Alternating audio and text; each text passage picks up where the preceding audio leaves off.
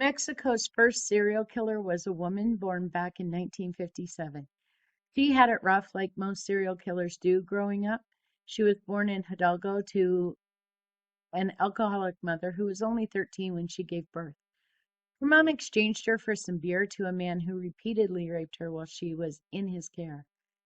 She had a son by him, who would be killed later in a mugging. Mexico has a tradition called lucha libre. It's professional wrestling in masks, and for most people, it's a lot of entertainment. She became a professional, going with the name La Dama del Silencio, the Lady of Silence. Her legal name is Juana Barraza Semperio.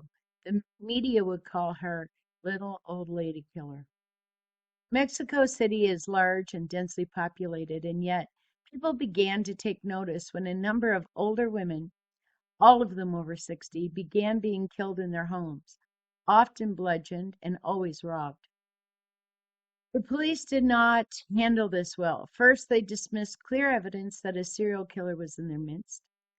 They called concerns about one media sensationalism. The first of the victims would be killed most likely in 1998, and the first for which she was convicted happened in 2002. But they didn't even launch an investigation until sometime in 2005. Then, when they did, there were so many victims that police suddenly became sure that there were two or more serial killers at work. They went on a trip through the city's morgues at one point, convinced the killer was there, having committed suicide, so they were taking fingerprints. Finally, they decided, without any real evidence whatsoever, that the killer must be a transvestite sex worker. And so they just began picking them all up and interrogating them as suspects. Misogyny would also interfere because near everyone assumed the killer was male, despite witness descriptions of a woman, albeit a masculine appearing one, leaving victims' houses.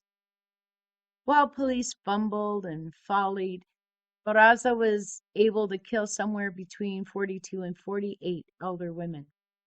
Now, I don't know about you, but it's not that easy to just approach most elderly women. They tend to be suspicious of people who come to their doors. They have the wisdom of caution. Barraza had a plan, though, and she had a fairly convincing ruse to gain their trust and get those doors open. She disguised herself as a government official. She worked as a social welfare worker, she would tell them, and she was there to help the elders sign up for social welfare programs designed to help them in their elder years. She would then bludgeon or strangle the victim, and sometimes she would take religious icons. Crucifix here, a small statue there, a Bible. They would eventually catch Barraza when she was arrested fleeing from the home of her last victim. Inside, 82-year-old Ana Maria de los Reyes Alfaro was strangled with a stethoscope. Outside, police had detained Barraza. She matched the composites from previous crime scenes as well. She had a stethoscope, pension forms, and an identity card, indicating that she was a social worker. She also had a list of names and addresses of a number of elderly women. Fingerprints would link her to at least 10 of the murders. She confessed to killing Alfaro and 3 other women, but denied the rest. She told the media she was only at Alfaro's home to ask if the elderly woman had any laundry for her to do. The trial and in media interviews, she would only admit to one killing. She would say that she did it because she resented her own mother and thought she was making the world a better place by taking out older women. She was found guilty of 11 of the murders and 5 counts of aggravated burglary. Her sentence was 759 years in prison. The maximum she would actually serve is 60 years under Mexican law. Given that she was 51 when she was sentenced, she's not likely to be released. She is the first serial killer that the Mexican government ever acknowledged. Thank you for listening.